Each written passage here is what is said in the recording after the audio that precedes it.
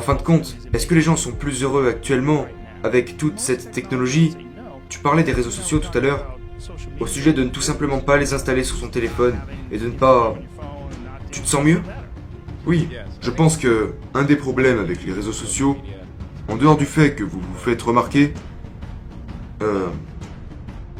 je pense que, particulièrement avec Instagram, les gens ont l'air d'avoir une meilleure vie qu'ils ne l'ont en réalité. Grâce aux filtres. Ouais, les gens postent des photos d'eux quand ils sont vraiment heureux. Ils font des modifications sur leurs photos pour se mettre en valeur. Même quand ils modifient pas leurs photos. Ils sélectionnent au moins les photos avec le meilleur éclairage, le meilleur angle. Donc, les gens s'affichent de sorte à ce qu'ils soient bien plus beaux qu'ils ne le sont en réalité. Et ils semblent bien plus heureux qu'ils ne le sont vraiment. Donc si tu regardes les gens sur Instagram, tu pourrais penser, mec, ils ont tous l'air si beaux et si heureux. Et je ne suis pas si bien que tous ces gens. Donc, je suis nul, tu sais. Et ça va... Tu vas déprimer. Et alors qu'en fait, tous ces gens que tu imagines super heureux sont à vrai dire très malheureux. Je dirais même très dépressifs, très tristes. Donc les gens les plus heureux qu'on voit ont en réalité une part de tristesse. Et parce que personne se sent bien tout le temps, peu importe qui tu es. Ce n'est même pas quelque chose que vous devez vouloir. C'est quelque chose qu'on doit s'efforcer de respecter. Exactement. Donc, je pense que des choses comme ça peuvent rendre les gens vraiment malheureux. Nous avons affaire à une génération d'accros. C'est une bombe à retardement. Et ça va devenir bien pire. Ok? Donc, combinez ça avec le fait que cette génération dépendante ne sait pas comment s'y prendre pour demander de l'aide. Et en plus du fait qu'ils sont très doués pour utiliser Facebook et Instagram, ils sont doués pour mettre des filtres sur tout et n'importe quoi. Pour montrer qu'ils sont intelligents et forts. Mais allez voir l'Instagram des gamins qui se sont suicidés, et vous verrez que rien n'indiquait qu'ils étaient dépressifs. Ils font tous mine d'être heureux et d'avoir une vie géniale. Mais rien de tout ça n'est vrai. Ils sont très doués pour ça. Et on leur dit des trucs comme « N'hésitez pas à venir parler ». Et on s'imagine qu'ils auront le courage de s'ouvrir à nous. Combiné au fait qu'ils sont pour la plupart victimes d'une éducation défectueuse dont les parents sont responsables.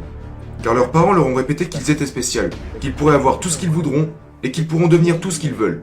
On va jusqu'à offrir des médailles à ceux qui finissent derniers, et il est prouvé que ça n'a pas d'effet positif, car ça diminue la valeur des médailles des premiers, tout en embarrassant le dernier, et le fait se sentir stupide car il sait qu'il ne mérite pas cette médaille. Les enfants reçoivent des tableaux d'honneur et des encouragements, pas parce qu'ils les méritent, mais parce que les parents se plaignent, et certains reçoivent des bonnes notes sans les mériter, juste parce que les professeurs n'ont pas envie de faire face aux parents. Ensuite les enfants obtiennent un diplôme, trouvent un travail, et en un instant, ils réalisent qu'ils n'ont rien de spécial, qu'ils n'obtiendront pas de récompense s'ils finissent dernier, que leurs parents ne peuvent pas leur obtenir de promotion, et qu'ils ne peuvent pas avoir tout ce qu'ils veulent juste parce qu'ils le désirent. Et en un instant, la vision qu'ils avaient d'eux-mêmes est détruite. Et on se retrouve avec une génération qui grandit avec une plus faible confiance en eux que la précédente génération. Donc ils ont moins confiance en eux.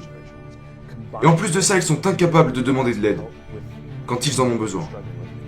Et ils se tournent vers les réseaux encore et encore. On compte ses likes, on compte ses likes, on compte les followers. Et si jamais quelqu'un te vire de ses amis, oh mon dieu, c'est le traumatisme. Et pour se séparer, ils se contentent de couper brutalement tout contact. Ils coupent tous les liens, ne répondent plus aux textos, ne répondent plus au téléphone. Parce qu'ils ne savent pas comment s'y prendre pour juste dire « Écoute, ça ne fonctionne pas entre nous. » Il n'y a pas de réel accord. Combinez ça au fait que nous avons institutionnalisé l'impatience. Donc, ils ont grandi dans un monde de gratification immédiate. Tu veux acheter quelque chose? Va sur Amazon, tu le recevras le jour suivant. Tu veux contacter quelqu'un? Tu n'as plus besoin de laisser un message sur une vieille machine avant d'attendre 4 heures qu'il le reçoive. T'as juste à lui envoyer un SMS et il te répondra dans la minute. Tu veux voir un film? Connecte-toi et regarde-le. Tout arrive en un instant. Tu veux un rencard? Sois pas droite. Tu n'as même plus besoin de rassembler ton courage pour aller draguer, genre « Hey !» Tu sais, t'as même plus à faire ça. Et voilà, t'as un rencard. Et donc le problème est qu'on les accuse de tout prendre pour acquis. Mais je pense pas que ce soit vrai. Je pense qu'ils sont impatients.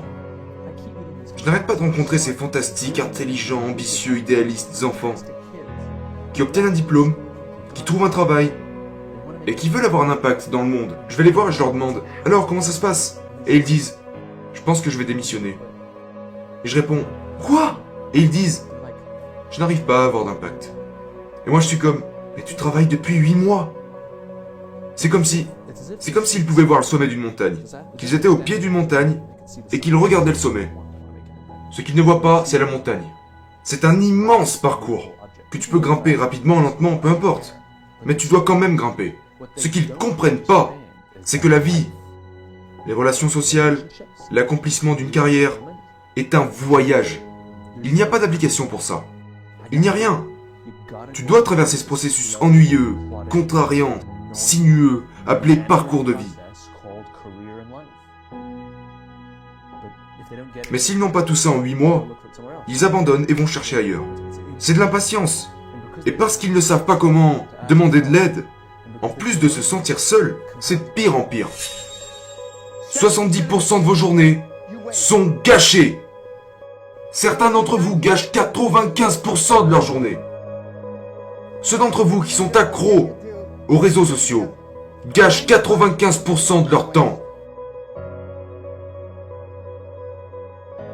Quel avantage ça vous apporte, à part pour ceux qui s'enrichissent grâce à ça? Quel avantage vous trouvez sur ces réseaux sociaux? Maintenant, je sais que certains d'entre vous font des ventes sur Facebook. Mais tout le monde ne fait pas ça. Tout le monde n'utilise pas Facebook comme un outil de vente. Donc, mis à part cela, quelle est la seule chose que les réseaux sociaux ont fait pour l'humanité à ce jour? À part le fait d'avoir rendu Mark Zuckerberg riche.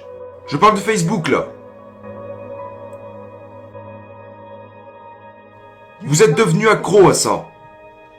Et une des choses que je recommande, et quand Dan recommande quelque chose, vous avez juste à la fermer, à écouter et à exécuter. Et c'est tout sauf un risque. Arrêtez les réseaux sociaux. David, c'est incroyable de voir où tu en es arrivé aujourd'hui. Et c'est vraiment fascinant pour moi. Parce que, je veux dire, au sujet de ta vie, encore jusque-là, mais pendant que tous les autres inondent leurs réseaux sociaux pour essayer de créer et établir leur marque, tu continues de choisir tes posts très soigneusement sur les réseaux sociaux. En fait, tu postes qu'une fois par semaine. Je parle pour tous ces gens qui aiment en voir plus. Mais j'ai le sentiment que tu fais ça pour une raison. En fait, tu détestes les réseaux sociaux, non? Oui, mec. Parce qu'une fois encore, je connais la puissance de l'esprit. Et j'en parle dans mon livre. L'esprit est la plus puissante des armes. Mais il peut aussi travailler contre vous. Si vous allez tout le temps sur les réseaux et que vous voyez cette négativité, ou toute cette égocentricité, ou peu importe, les réseaux sociaux pour moi, c'est un enfer. Ça peut vraiment vous faire penser, je ne suis pas où je veux être, je ne suis pas assez bon, j'en ai pas assez, j'en ai pas assez, j'en ai pas assez. Mais les gens retouchent leurs photos. La plupart des gens essayent de faire croire que leur vie est géniale. Que quand ça les enchante. Ce n'est pas réel. Donc, nous voyons leur meilleur côté. Et je n'aime pas inventer ce côté-là. Je ne veux pas que tu vois ma vie sous son meilleur angle. Et pourtant, je discute beaucoup avec les gens. Je ne veux pas que les gens voient ce côté de ma vie. Je veux que les gens...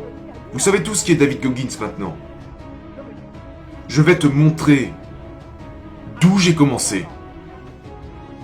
Je vais te montrer ces photos de qui j'étais. Et des problèmes que je traverse. Et des problèmes que nous traversons tous. Et les réseaux font complètement le contraire. Les réseaux sociaux disent « Regardez-moi. Regardez ma nouvelle voiture. Regardez ma nouvelle coupe. Regardez mon nouveau ceci, mon nouveau cela. » Et ça fait que les gens se sentent comme des merdes. C'est pourquoi je ne fais pas ça. Je fais en sorte de renforcer les gens. Et pas sur la voie tranquille de, tu sais, tout cet amour, cette paix, ce bonheur. Non, mec, je vais t'envoyer en guerre contre toi-même. Comprenez-vous? Arrêtez de vous sentir désolé pour vous-même. Parce que fondamentalement, nous recherchons tous cette pilule magique. Ce miracle. Ce secret. Vous cherchez un secret? Il n'y a pas de secret, mon gars. Ah si, un seul. Bouge-toi le cul.